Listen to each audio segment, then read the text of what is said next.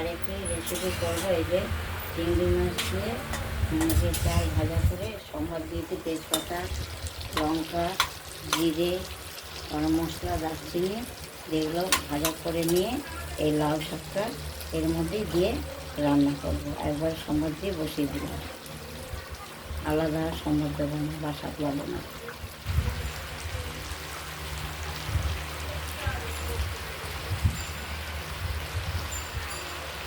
পরিমাণ মতো নুন দেবো, হলুদ দেবো, পরিমাণ মতো নুন দিলাম, পরিমাণ মতো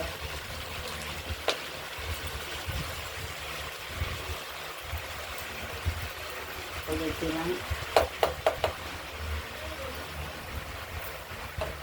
নাড়বো চাড়বো, নেড়ে চেড়ে ঢাকা দেবো। যদি জল লাগার হয় দেবো, না লাগার হয় দেবো না। ঢাকাটা দেবো, জল বেরোবে সেই জন্য। এর মধ্যে কটা লঙ্কা চিড়ে দেবো,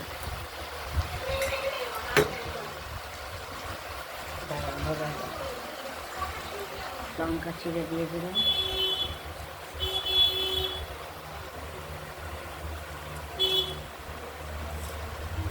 লঙ্কা চিড়ে টমেটো সব একসঙ্গে দিয়ে দিলাম।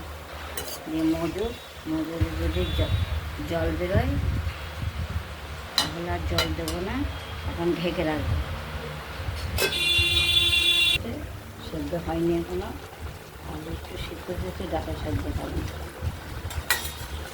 লাউর ডগা দিয়ে, আলু দিয়ে, চিংড়ি মাছ দিয়ে আর ডাল দিয়ে, মুগ ডাল, চিংড়ি মাছ, লাউ শাক আর লাউয়ের ডগা, লাউ ডগাই বললেই হয়ে যায়।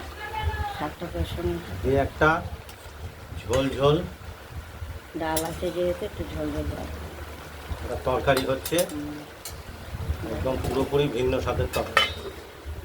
আর তো হবে, ওইসব বলতে পারি। তরকারিটা প্রায় হয়ে এসেছে, কিছুটা বাকি আছে, পরে দেখাচ্ছি। কিছুটা বাকি আছে।